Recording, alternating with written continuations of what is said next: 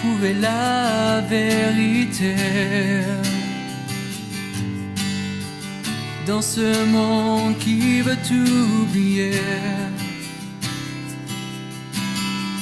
Le seul récit qu'il a annoncé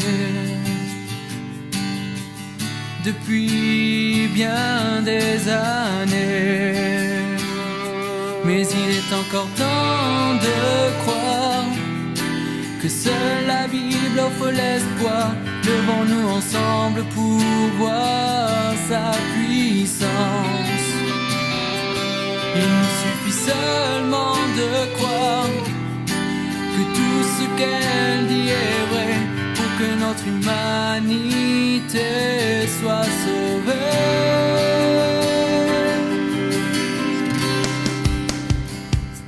Car elle seule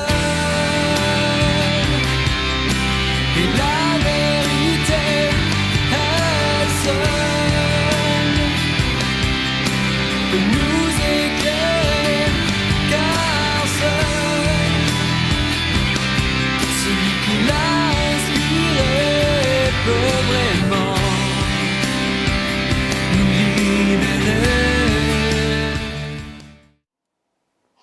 Nous voulons ensemble regarder dans la parole de Dieu quelques versets qui vont nous conduire en ce dimanche 25 décembre, dimanche de Noël.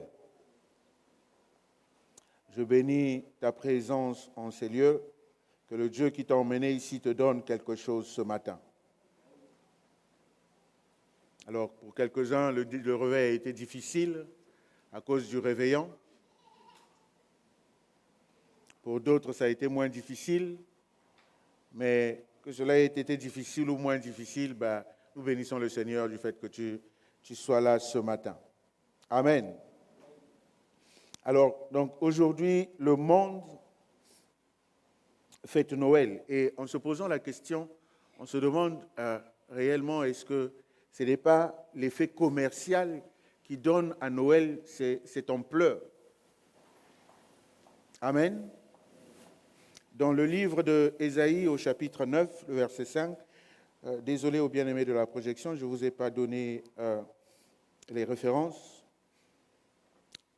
Ésaïe au chapitre 9, le verset 5, la Bible nous dit qu'un enfant nous est né, un fils nous est donné. Amen. Et la domination. J'aimerais que ce matin que nous puissions faire attention aux verbes tels qu'ils sont conjugués. Amen. Bon, peut-être que beaucoup d'entre nous ne sommes pas forts en grammaire. Ce n'est pas difficile, ce n'est pas compliqué, ce n'est pas grave. Amen.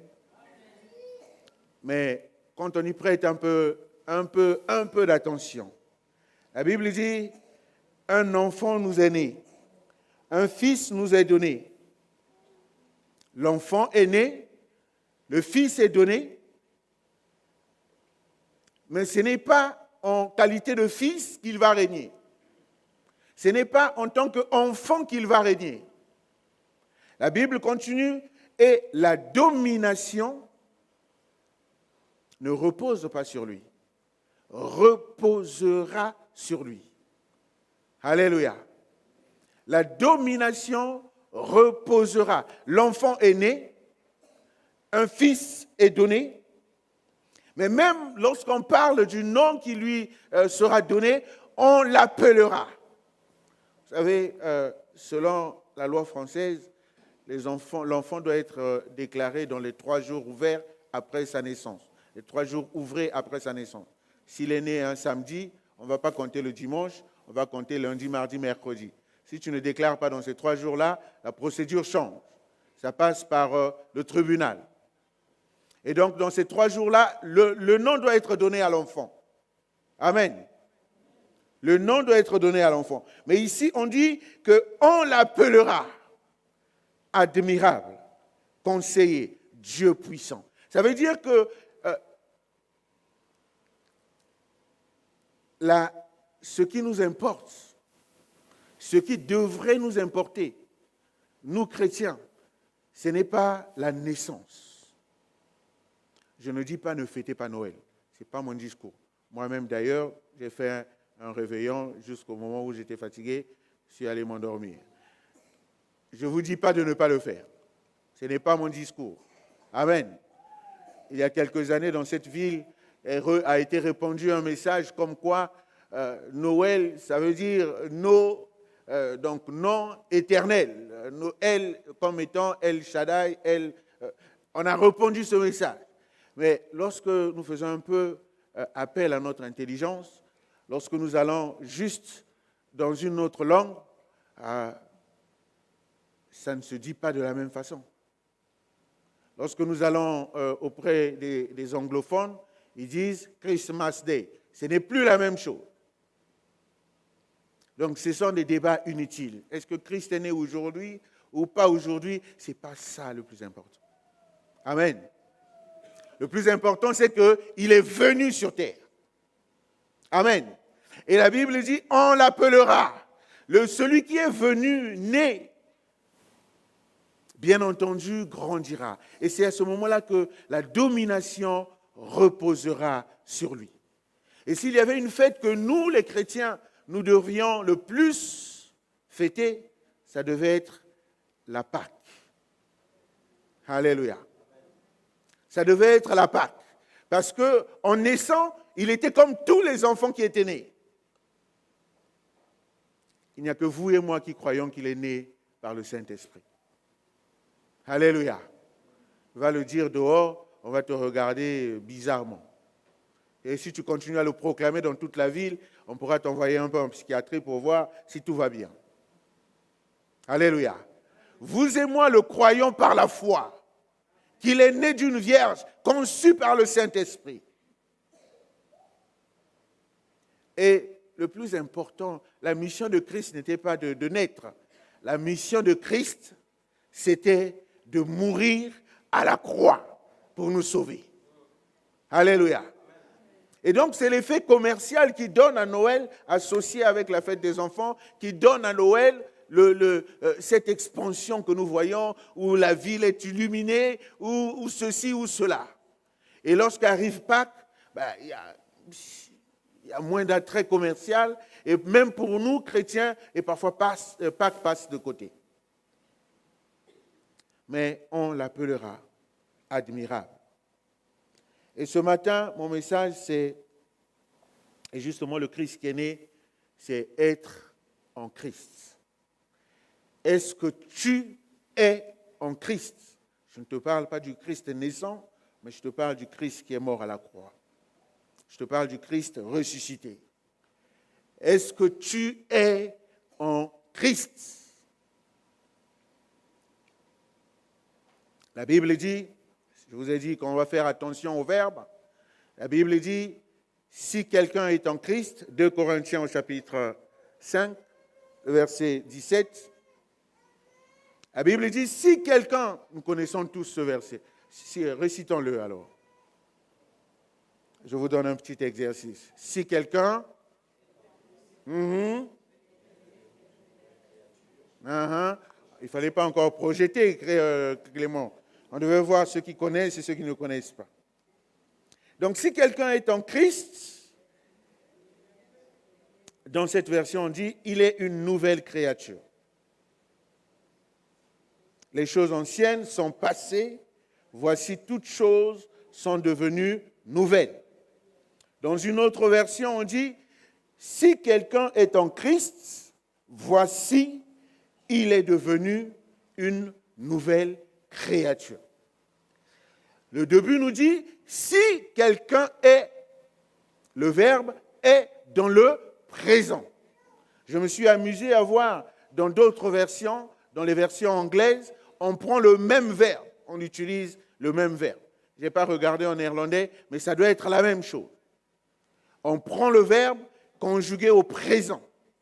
Si quelqu'un est en Christ, mais le verbe qui est conjugué ici au présent veut nous montrer pas juste le présent actuel. C'est un présent qui a commencé, c'est un présent qui demeure, c'est un présent qui continue. Si quelqu'un est en Christ, dans l'autre version que je vous ai donnée, voici, alors qu'on parle de est dans le présent, quelqu'un est en Christ, voici, il est devenu. Le devenir. C'est un verbe qui commence donc dans le passé, qui a eu ses effets et qui montre quelque chose dans le présent. On montre ce que la personne est devenue. Donc si quelqu'un est en Christ, il y a un cheminement qui doit se faire. Si l'on dit aujourd'hui que tu es en Christ, nous devons aussi savoir quel est ce cheminement. Ce cheminement a peut-être commencé avec toi lorsque tu as fait la prière. Après la prédication, généralement, c'est les évangélistes qui font ce genre de prédication et à la fin, ils demandent qui veut recevoir le Seigneur. Et les mains se lèvent dans l'assemblée et on demande à ces personnes de s'approcher et avec ces personnes, nous faisons la prière, proclamer que Jésus est mon Seigneur et mon Sauveur. La bataille spirituelle est une bataille de proclamation. La Bible dit ce que je crois dans mon cœur et que je confesse de ma bouche. Si je crois dans mon cœur et je confesse de ma bouche que Jésus est Seigneur, à ce moment-là, je deviens enfant de Dieu. Amen. Amen. Une bataille de proclamation. Dans d'autres religions aussi, c'est la même chose. Proclamer. Mais la différence ici, ce n'est pas que je proclame juste. La différence ici, c'est je crois dans mon cœur. Est-ce que tu crois dans ton cœur? Tu as peut-être fait cette prière, que j'accepte le Seigneur comme Seigneur et Sauveur. Tu l'as peut-être fait, peut-être de nombreuses fois. Il fut un temps, je voulais être sûr de mon salut, que toutefois que l'on disait, si quelqu'un veut se lever, je me levais et je le répétais au-dedans de moi pour être sûr que j'ai fait cette chose avec le Seigneur, que j'ai commencé ma marche avec le Seigneur. J'ai accepté le Seigneur comme Seigneur et Sauveur. Mais ça commence par croire. Est-ce que tu crois? Alléluia. Est-ce que tu crois?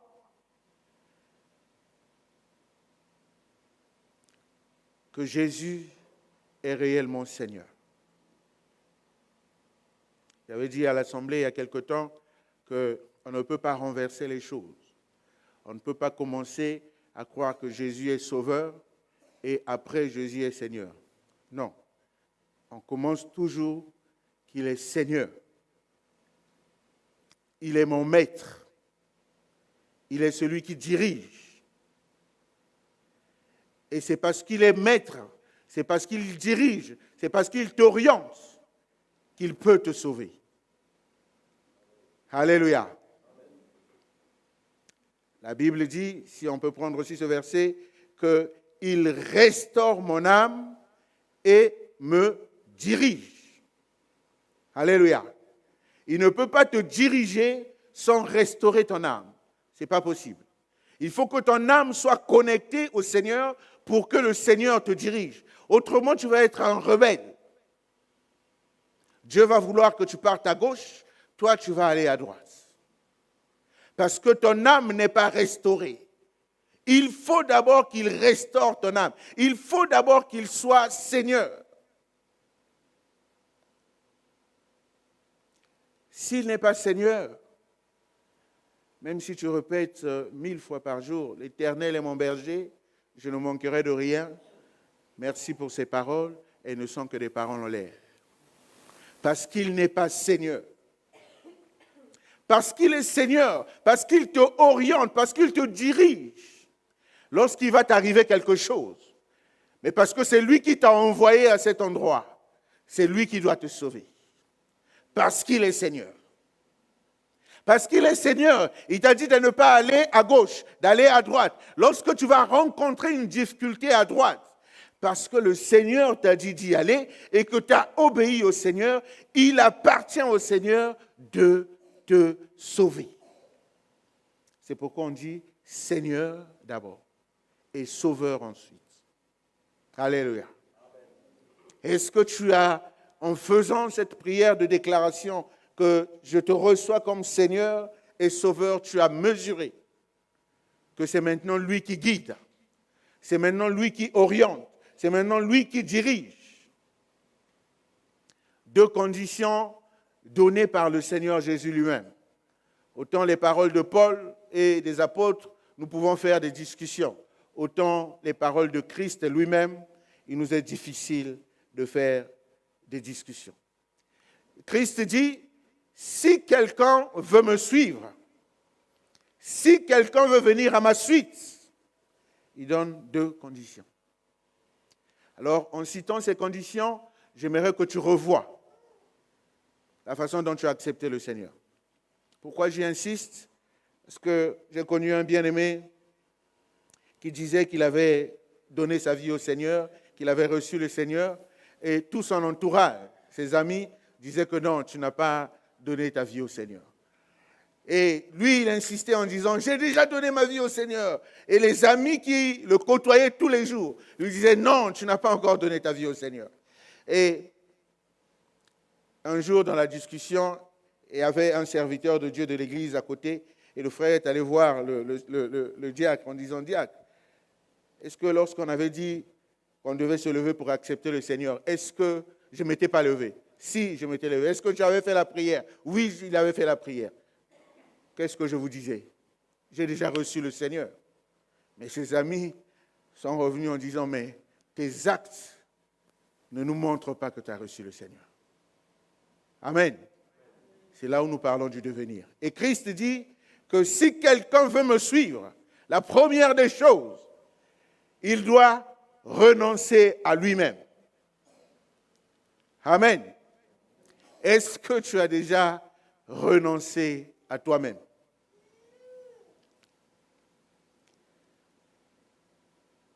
Demande à celui qui est à côté de toi. J'aime quand c'est monsieur et madame qui sont à côté. Ah, j'aime bien. Allez-y, posez-vous les questions. Entre vous, dans tous les cas, vous ne pouvez pas vous mentir. Vous deux, vous ne pouvez pas vous mentir parce que vous êtes dans la même maison, 24 heures sur 24. Vas-y, mens maintenant à ta femme, on va voir. Tu peux nous mentir à nous, il n'y a pas de souci, mais là, il n'y a pas de mensonge. Amen. La première des choses, renoncer à soi-même. On va prendre un détail du renoncement. Nous connaissons cet épisode de la Bible, dans Marc au chapitre 10, à partir du verset 21. On nous parle du jeune homme riche. Nous connaissons tous ce passage de la Bible. Le jeune homme riche vient auprès du Seigneur.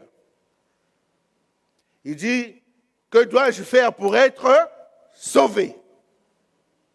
C'est un peu plus au-dessus. Je fais le résumé avant qu'on arrive là. Que devrais-je faire, Seigneur, pour être sauvé, pour hériter la vie éternelle? Jésus lui dit, ce qui a été enseigné par Moïse, ceci, cela, ceci, cela. Et le jeune homme riche dira, je le fais déjà, je pratique déjà tout cela. Il lui répondit, Maître, j'ai observé toutes ces choses depuis ma jeunesse. Alléluia. Comme dit le pasteur Merlin, le CV spirituel est bon. Regardez son CV. Il est bon. J'ai observé toutes ces choses depuis ma jeunesse. C'est les chrétiens que nous cherchons à l'église, qui observent ces choses depuis toute leur jeunesse. S'il était à l'église, et on devait prendre exemple sur lui, si on devait enseigner les jeunes, mais regardez ce frère, il marche dans la crainte du Seigneur, il est avec le Seigneur, il observe ces choses depuis sa jeunesse. Alléluia. Et même Christ, la Bible dit dans le verset suivant que Christ l'aima. Christ était en admiration de ce bien-aimé. Mais il n'y avait pas le renoncement. Le renoncement, parfois, ce à quoi nous devons renoncer, parfois est attaché à notre identité. Alléluia. À ce que on nous a connus dans le passé. C'est à quoi nous devons renoncer et peut-être lié à notre façon de vivre. La Bible dit, Jésus l'ayant regardé, l'aima et lui dit, il te manque une chose. Alléluia. Tout ce que tu fais est bien, est parfait, bravo, mais il te manque une chose. Renonce à toi-même. Renonce, son identité, on ne nous parle même pas de son prénom, on nous parle juste de ce qui était attaché à son identité. Le jeune homme qui était riche. Renonce juste à ton identité. Vous savez, beaucoup de ceux qui, dans leur jeunesse, ont eu des personnes qui travaillaient pour leur père, où ils ne faisaient rien dans la maison. Tout ce qu'ils faisaient, c'était s'habiller et aller à l'école. Et ayant changé de milieu de vie, de cadre de vie, ils ont une difficulté d'entrer dans la vie active parce qu'ils ont toujours été habitués à être servis. Maintenant, pour rentrer et servir, ça devient difficile parce qu'il est attaché à l'identité qu'il a eue dans la maison de son père. On lui dit ici, il te manque une chose, va, vends tout ce que tu as, donne-le aux pauvres et tu auras un trésor dans le ciel. Puis viens et suis-moi. La suite du verset nous dit, la suite du passage nous dit, mais affligé de cette parole, cet homme s'en alla tout triste, car il avait des grands biens. Lui qui faisait tout bien, lui qui avait un CV spirituel bien détaillé, avec des mentions, avec des références, quand il s'agit de renoncer, arrive un autre combat dans le spirituel.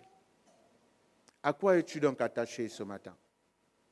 À quoi es-tu attaché depuis de nombreuses fois que tu observes la parole? À quoi es-tu attaché? Et parfois nous sommes attachés au titre que l'Assemblée nous donne. Parce que je suis pasteur et je ne vais pas me détacher de ce côté pasteur pour être frère. Parce que je suis chantre, je ne me vois pas autrement que chantre. Renonce. Si tu veux gagner, il faut renoncer.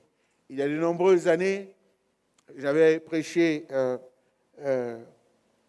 lorsque nous étions encore à Bas-Trévois, j'ai dit, avec le Seigneur, c'est comme ceux qui ont joué un peu au jeu de dames, doivent connaître ce jeu-là, qui perd gagne.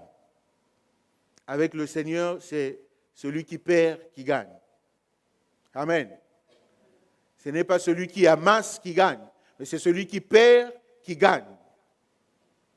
Et lorsqu'on demande à ce jeune homme de perdre, c'est là où devient une grande difficulté pour lui. Impossible pour lui de perdre les grands biens qu'il avait. Quels sont les biens que tu as? Malgré le fait que tu viens à l'église, tu n'es pas attaché à Christ. Tu ne peux pas suivre Christ si tu n'as pas renoncé. Il faut que tu renonces à ce que tu étais, à ce que tu es peut-être jusqu'à aujourd'hui. Si tu ne renonces pas, tu ne peux pas suivre Christ. La Bible dit d'ailleurs que nous ne pouvons suivre 2 maîtres à la fois. Amen.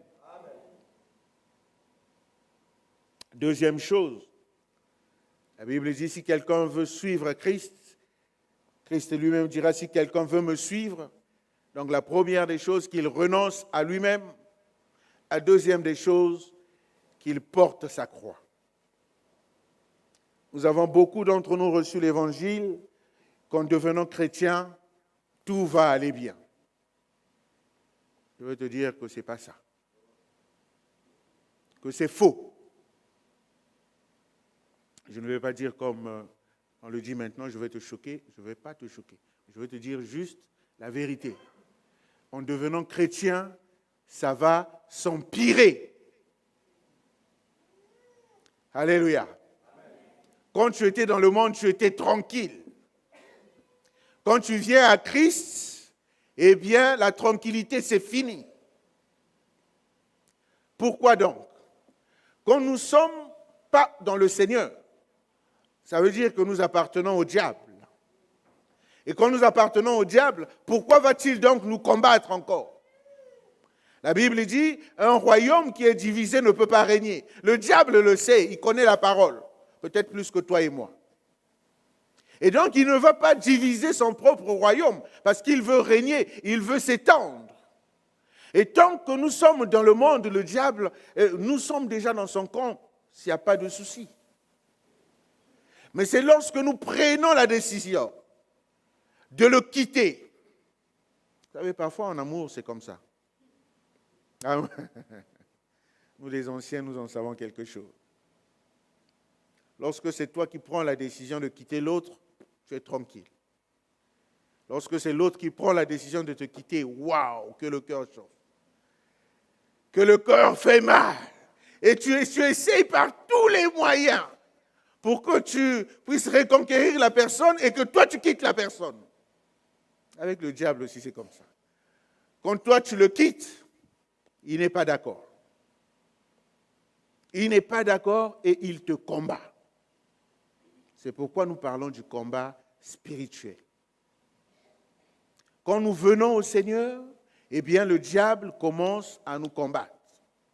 Quand nous étions dans son camp, il n'avait pas besoin de nous combattre.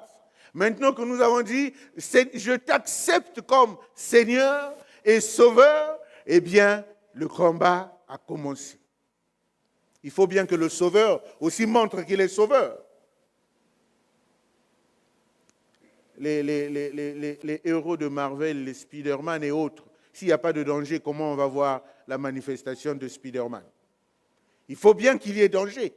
Et dans notre vie aussi, il faut bien qu'il y ait danger pour que le Sauveur se manifeste. Amen. Bien-aimé, porter sa croix, c'est difficile. Porter sa croix, nous allons être reniés. Vais-je vous prendre l'exemple de Pierre, qui était si proche du Seigneur et qui l'a renié par 3 fois. Porter notre croix, ça va commencer par ça, être renié. Porter notre croix, c'est aussi recevoir les outrages. Nous allons être insultés. Nous allons prendre 3 références. Matthieu chapitre 27, verset 26.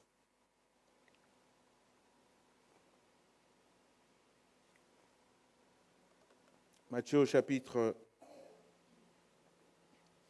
Alors Pilate leur relâcha Barabbas. Et après avoir fait battre de verge Jésus, il le livra pour être crucifié.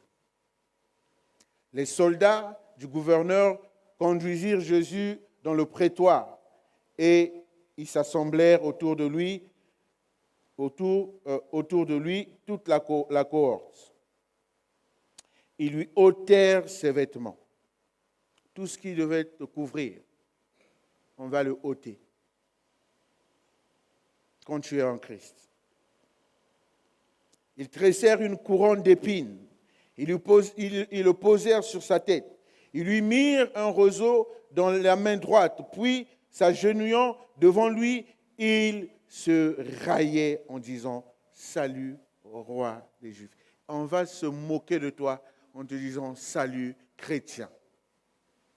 On va se moquer de toi parce que tu es en Christ. On va se moquer de toi parce que en Christ, si tu es réellement en Christ, la mentalité va être régénérée et même ta façon de t'habiller ne va plus correspondre à la mode actuelle. Et pour nos jeunes, à l'école, on va te donner un petit surnom. N'aie pas honte des surnoms qu'on va te donner à cause de Christ. On va dire que tu es déphasé à cause de Christ. Parce que tu veux t'attacher à Christ. Tu sais ce que tu gagnes. Tu sais ce que tu perds, tu sais aussi ce que tu gagnes. Dans Romains au chapitre 8, le verset 12, la Bible nous dit qu'il n'a pas épargné son propre fils.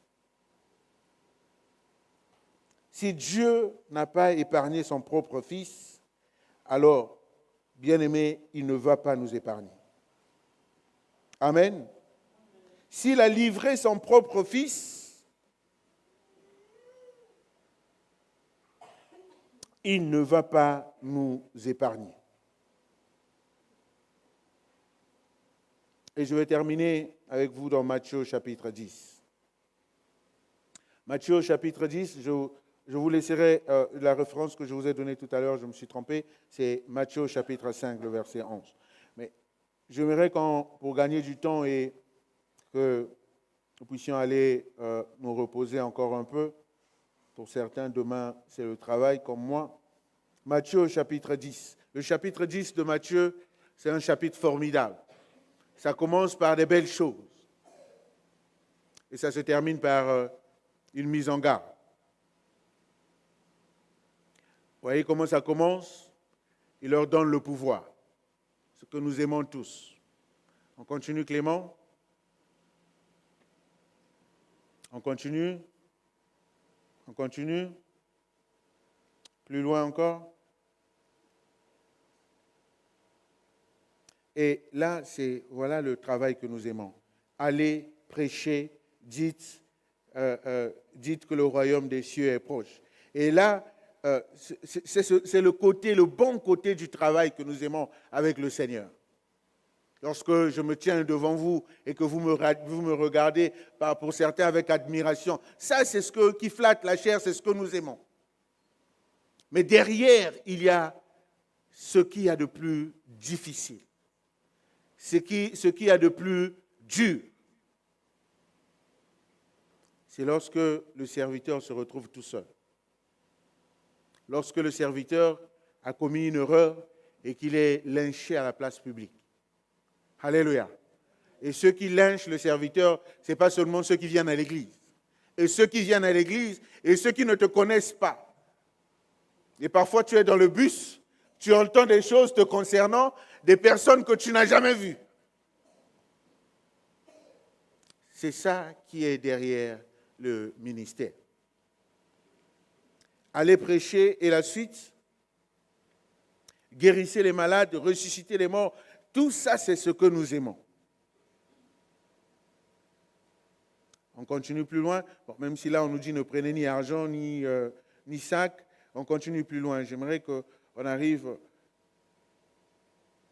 Tout ça, c'est le bon côté du ministère. On avance encore, Clément. Ah, là, c'est le mauvais côté du ministère qui commence ici.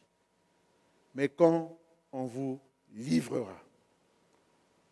Ça veut dire quand tu es avec le Seigneur, il arrivera des moments où on va te livrer. Alléluia. Le témoignage d'une bien-aimée qui avait un homme dans sa vie, mais qui n'était pas son mari. Cet homme était politiquement bien assis et il prenait soin de cette dame et au-delà de cette dame, de toute sa famille. Et cette dame donc c'est vraiment le monsieur qui faisait tout. Et cette dame va connaître réellement le Seigneur. Et donc il va dire à ce monsieur que c'est fini. Mais en disant à ce monsieur que c'était fini, parce qu'elle s'était donnée au Seigneur, eh bien, c'était une coupure avec les sources d'argent. Et non seulement pour elle, mais aussi pour toute la famille qui dépendait de cet argent. Et bien aimé, croyez-moi que connaître le Christ dans ces moments-là, dans pareilles circonstances, il faut réellement connaître le Christ. Parce que tu as la pression de la société. Toi qui étais peut-être dans un bel appartement, tu te retrouves sans moyen de payer cet appartement. Et généralement, à ces hommes-là, quand on leur dit non, ils ravissent tout le matériel, véhicule et autres. et la pression de la famille, à cause de ton Jésus, nous nous retrouvons dans cette situation. Bien-aimés, connaître le Seigneur, ce n'est pas seulement les paillettes. La Bible, en continuant, la Bible dira, je vous envoie au milieu des loups. Soyez prudents. Le Seigneur ne nous envoie pas au milieu des agneaux, il nous envoie au milieu des loups. Mais je ne vais pas terminer par cette note négative, comme pour te dire que tu as fait le mauvais choix de connaître le Seigneur. Non, tu as fait le bon choix d'accepter le Seigneur. Il n'y a pas meilleur choix qu'on peut faire. Accepter le Seigneur. Alléluia. Quand on accepte le Seigneur, quand on revient à ce que nous nous sommes dit au départ, quand on accepte le Seigneur comme maître, comme Seigneur, le Seigneur prend soin de toi. Alléluia. Le Seigneur prend soin de toi. David n'a pas dit ses paroles en l'air, que l'Éternel est mon berger, je ne manquerai de rien. Non, il a expérimenté. C'est l'expérience de David qui dit que l'Éternel est mon berger et je ne manquerai de rien. Et bien aimé, j'aimerais que tu rentres dans cette expérimentation, d'expérimenter que Dieu est ton berger, que Dieu est ton maître, que Dieu, c'est Dieu qui montre la direction. Et bien aimé, assurément, certainement, très certainement, les gens du monde disent, je mettrai ma main à couper, que ce Dieu-là sera ton sauveur. Alléluia. Quand tu l'acceptes réellement, j'aimerais que nous puissions nous lever et que chacun de nous puisse faire cette prière. Quand tu l'acceptes réellement, quand tu viens réellement au Seigneur, quand tu t'abandonnes, est-ce qu'il y a quelqu'un qui veut s'abandonner ce matin?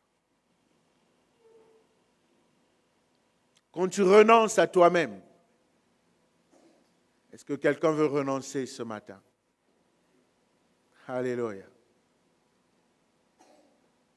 Est-ce que quelqu'un veut renoncer ce matin? Peut-être que tu es avec le Seigneur, peut-être que tu penses cheminer avec le Seigneur. Mais Dieu te demande ce matin de renoncer.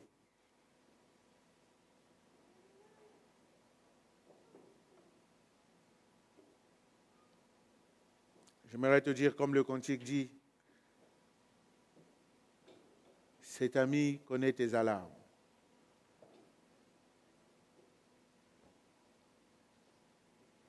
La Bible déclare, fais de l'Éternel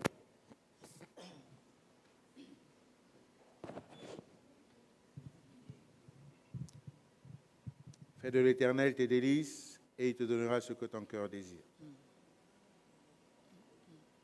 Que Dieu devienne succulent dans ta vie.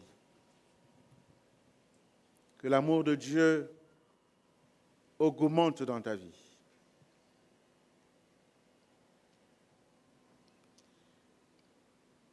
Cet ami connaît mes alarmes, son amour guérit ma douleur. Sa main essuie toutes mes larmes. Doux sauveur, cet ami connaît mes alarmes. Son amour guérit ma douleur.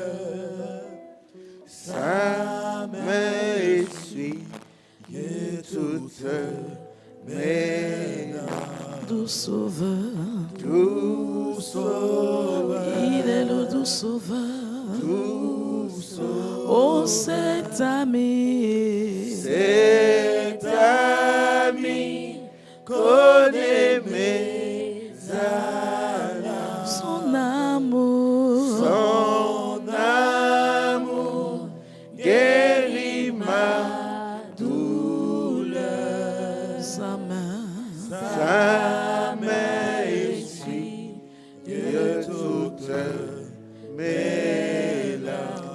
doux sauveur.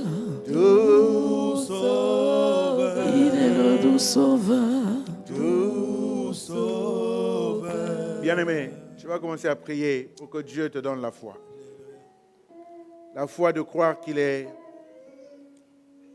Seigneur. Que la domination repose sur cet enfant qui est né. La domination reposera sur lui. Que le Christ qui est mort à la croix, c'est lui le Messie. Que Dieu te donne la foi pour que tous les raisonnements cartésiens puissent se taire. Et que la foi augmente au-dedans de toi.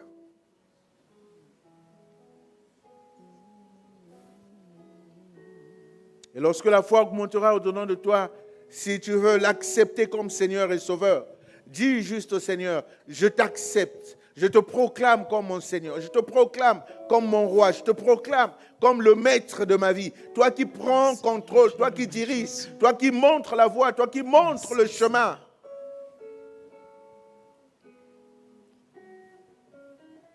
Seigneur, je prie pour que la foi nous soit donnée, Seigneur de gloire, de croire en ta parole. La foi nous soit donnée de croire en ta parole. Que ta parole est la vérité, Seigneur de gloire. Et quelle est la révélation que tu as envoyée, Seigneur de gloire. La Bible dit, Seigneur de gloire, au commencement était la parole. La parole était avec Dieu. La parole était Dieu. Et rien n'a été fait sans elle.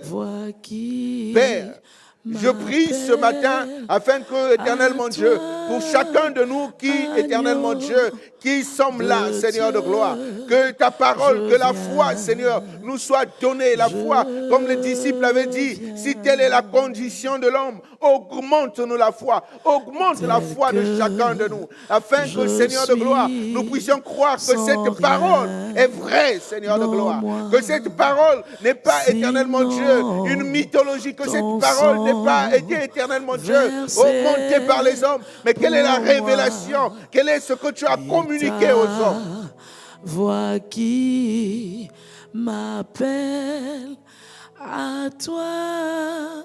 Et Père, s'il y a quelqu'un ce matin qui est au-dedans de lui, Seigneur de gloire, veut renoncer à lui-même, je prie que tu viennes l'aider, Seigneur de gloire. De son premier pas, Seigneur de gloire, je prie que tu l'aides à mettre le second, Seigneur de gloire. Et que la marche commence avec toi. Que la marche commence avec toi. Que la marche soit renouvelée avec toi, Seigneur de gloire. Celui qui veut t'accepter comme Seigneur et Sauveur, qui veut expérimenter, Seigneur de gloire, la puissance et la grâce qui sont attachés à Christ Jésus. Et ta voix qui m'appelle à toi, que cette personne, Seigneur de gloire, agneau soit touchée. de Sois Dieu, touché ce matin.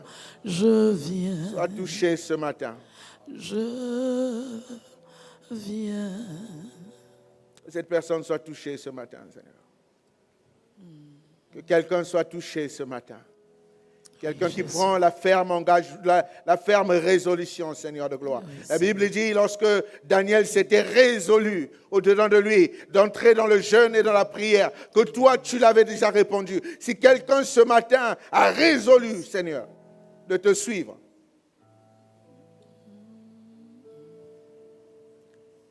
Père, je prie pour que, alléluia, qu'il soit maintenant environné des anges. Qu'il soit environné des anges, Seigneur de gloire. Qu'il soit gardé par les anges.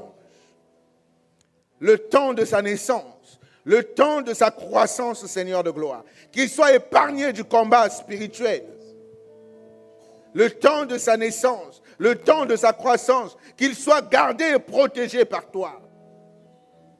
Que tu le formes. La Bible déclare que tu exerces mes mains au combat. Que tu, éternellement Dieu, tu le formes dans le secret. Que tu le prépares dans le secret, Seigneur de gloire. Éternel, je sais aussi, Seigneur de gloire, d'autres qui vont, éternellement Dieu, faire cette prière sont déjà, éternellement Dieu, alléluia, que tu les avais déjà préparés, comme tu avais préparé Moïse, alors même qu'il était dans la maison de l'ennemi. Je sais que tu as déjà préparé aussi certaines personnes qui vont, Éternel, directement entrer dans le combat et qui n'auront pas besoin, éternellement Dieu, de s'exercer, que tu leur as déjà donné la force et la puissance et qu'ils vont recevoir la puissance de l'Esprit telle que déclare la parole. Vous recevrez une puissance. Le Saint-Esprit survenant sur vous. Alléluia. Et vous serez mes témoins. Déclare la parole. Il y a les témoins que tu as déjà préparés, Seigneur de gloire.